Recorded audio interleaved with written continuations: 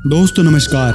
आज हम बात करने वाले हैं दीपावली के त्योहार की। बड़े ही हर्ष उल्लास से मनाए जाने वाले इस त्योहार से जुड़ी कुछ ऐसी बातें आपके सामने रखने वाले हैं जिसे सुनकर आप विश्वास नहीं करेंगे।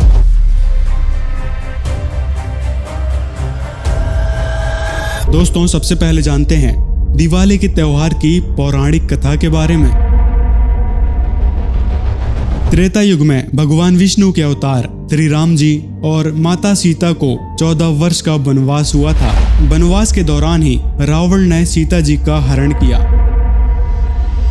उसके बाद श्री राम जी सीता जी को रावण से युद्ध कर वापस लेकर आए। यही समय 14 वर्ष के वनवास के पूरे होने का भी था। अधर्मी रावण से माता सीता को वापस लेकर जब श्री राम अयोध्या वापस लौटे तो अयोध्या वासियों की प्रसन्नता का ठिकाना नहीं था। अपने प्रिय राजा रानी के आगमन की शुभ सूचना पाकर अयोध्या वासियों ने दीपक जलाकर उस अमावस्या की अंधकारमयी रात्रि को भी जगमग और उज्जवल किया और श्री राम और माता सीता के आगमन की खुशी मनाई। किंतु दिवाली का यह त्योहार अयोध्या वासियों द्वारा सिर्फ 2 वर्ष ही मनाया जा सका। आखिर क्यों अयोध्या वासियों ने बंद कर दिया दिवाली का त्योहार? श्री विष्णु जी के अवतार श्री कृष्ण जी, श्री रामचंद्र जी, श्री रामचंद्र के रूप में राजा दशरथ के घर जन्म जब श्री विष्णु जी का हुआ, युवा हुए, युवा होते विवाह हुआ, विवाह होते ही वनवास हुआ, वनवास से सीता का हरण हुआ, यानी उसकी पत्नी का रावण उठा ले गया और फिर रावण के साथ युद्ध हुआ। पुण्यात्माओं, करोड़ों व्यक्ति मारे गए वहां पर। तब सीता की वापसी हुई। वापसी आने पर बड़ी खुशी मनाई। नगरी में दीप जलाए गए घी के। सीता के वापस, श्री राम के वापस आने पर, सीता लौटा लाने पर, और कुछ दिनों के बाद सीता जी का निष्कासन कर दिया श्री रामचंद्र जी ने स्वयं ही। किस बात पर के एक धोबी ने व्यंग कस दिया। वो अपनी पत्नी को धमका रहा था। रात्रि के समय वो किसी उस आपस में कहासुनी होने से उस धोबी की पत्नी घर से बाहर चली गई थी कहीं अपने रिश्तेदारी में। फिर वो वापस लेकर आया तो उसको धमका रहा था कि मैं तुझे घर नहीं रखूंगा, तू 3 दिन कहाँ रही। मैं दशरथ के पुत्र जैसा नहीं हूं जो वहां पर 12 वर्ष तक रावण के पास रही, उसको फिर घर ले आया। उधर से श्री रामचंद्र जी राजा थे अयोध्या के। पहले राजा लोग अपनी प्रजा के दुख सुखों को स्वयं ही जाना करते थे। रात्रि के अंदर वेश बदल कर घूमा करते थे। ये बात जब देखा कि किस घर में क्या आवाज आ रही है, वहां खड़ा होकर सुना, तब उसने सुनने को मिला कि मैं उस राजा दशरथ के पुत्र रामचंद्र जैसा नहीं हूं जो रावण के पास उसकी पत्नी रही और उसको घर में रखे हुए है, तो सुबह निकल जाना यहाँ से। इस बात को सुनकर ही श्री रामचंद्र जी ने सीता जी को निष्कासित कर दिया, निकाल दिया घर से कि नगरी के लोग मेरे ऊपर व्यंग कस रहे हैं और मैं ये बात नहीं सुन सकता। पुण्यात्माओं, जब सीता जी को रामचंद्र जी लाने लगे रावण का वध करके लंका का राज्य विभीषण को देकर, तब श्री रामचंद्र जी ने कहा था कि मैं तेरी परीक्षा लूंगा और यदि परीक्षा में सफल होगी तो मैं ले चलूंगा, नहीं तो नहीं ले चलूंगा। मैं तुझे अग्नि में जलाऊंगा। यदि तू अग्नि में जल गई तो समझूं तेरी कि तू कलंकित थी, तू रावण को समर्पित हो चुकी थी, और यदि अग्नि में तू नहीं जली तो मैं निष्कलंक जानूंगा, तब तुझे ले चलूंगा। ऐसा ही किया गया। सीता को अग्नि में बैठा दिया और हजारों की संख्या में दर्शक थे। सीता जी नहीं जली और सब ने कहा कि भगवान निष्कलंक है, माई निष्कलंक है, और इतनी कठोर परीक्षा लेकर के वापस अपने घर लाया था। और फिर एक व्यक्ति के कहने से श्री रामचंद्र जी ने उसको निकाल दिया, अपनी पत्नी को। तो कहाँ गई वो उसका अपना जजमेंट? तो ऐसे ये राजा के योग भी नहीं थे ये लोग, और हम इनको भगवान मान रहे थे। एक गर्भवती औरत को अपनी को घर से बाहर निकाल देता है, कहीं मरो कहीं जाओ, कोई बात थी? या परीक्षा लेने की क्या जरूरत थी?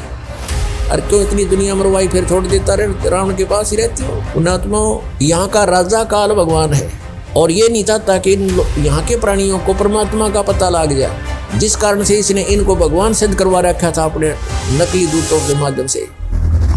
अयोध्यावासी इस घटना से इतने दुखी हो गए कि उसके पश्चात अयोध्यावासियों ने कभी भी दिवाली का त्योहार नहीं मनाया, किंतु लोकवेद को सत्य मानकर अंध श्रद्धालुओं ने मनमाने रूप से पुनः इस त्योहार को मनाना शुरू कर दिया, जिसका अब ना तो कोई महत्व है और ना ही कोई अर्थ।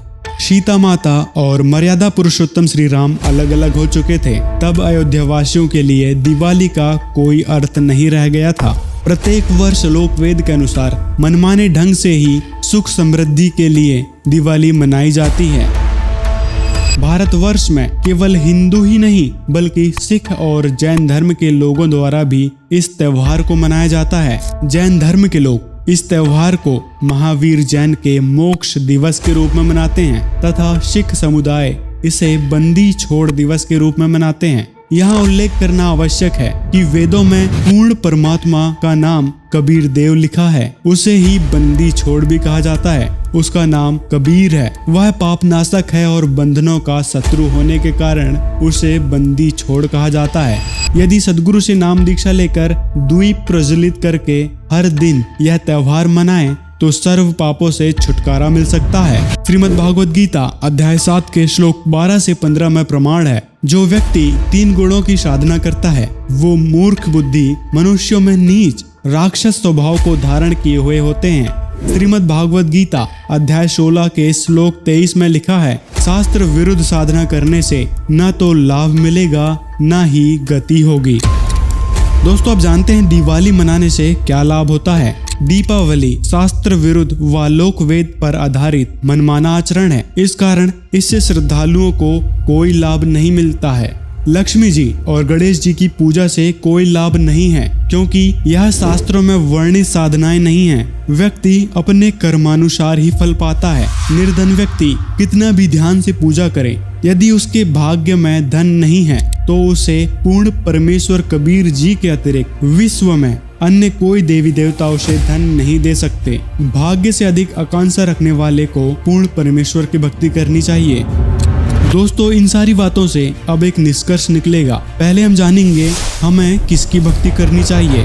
श्रीमद् देवी भागवत महापुराण में देवी जी यानी दुर्गा जी अपने से अन्य किसी और भगवान की भक्ति करने के लिए कह रही हैं। इससे स्पष्ट है कि देवी दुर्गा से भी ऊपर अन्य कोई परमात्मा है जिनकी भक्ति करने के लिए दुर्गा जी निर्देश दे रही हैं। इससे स्पष्ट है कि देवी दुर्गा जी की भक्ति करना भी व्यर्थ है।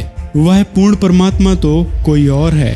पूर्ण परमात्मा की जानकारी तत्वदर्शी संत ही बता सकते हैं, जो स्वयं पूर्ण परमात्मा होता है। गीता अध्याय 4 के श्लोक 34 में गीता ज्ञानदाता ने तत्वदर्शी संत की खोज करने के लिए कहा है। पूर्ण संत चारों वेदों 6 शास्त्र 18 पुराणों और सभी ग्रंथों का पूर्ण ज्ञाता होता है। वह उसका सार जानता है। वर्तमान में इस पूरी धरा पर एकमात्र तत्वदर्शी जगत गुरु संत रामपाल जी महाराज हैं, जो सभी धर्मों के ग्रंथों से प्रमाणित रहस्यमय ज्ञान बताते हैं।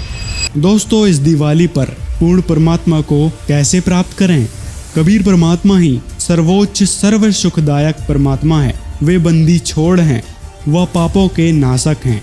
पूर्ण परमात्मा को पाने के लिए ऐसे महान सदगुरु तत्वदर्शी संत रामपाल जी महाराज की शरण में आकर उनसे पूर्ण परमात्मा प्राप्ति के बारे में, यथार्थ भक्ति विधि के बारे में सत्य ज्ञान अर्जित करें। इस संसार में एक पल का भरोसा नहीं है। कबीर मनुष्य जन्म दुर्लभ है, मिले न बारंबार। जैसे तरवर से पत्ता टूट गिरे, बहुर न लगता डार। अतः आप सभी से निवेदन है, शीघ्र अति शीघ्र संत रामपाल जी महाराज जी से नाम दीक्षा लें व सत भक्ति की शुरुआत करें। आपकी राय कमेंट में हमें जरूर बताएं और इस वीडियो को ज्यादा से ज्यादा अपने मित्रों तक शेयर भी कर दें। मिलते हैं अगले वीडियो में।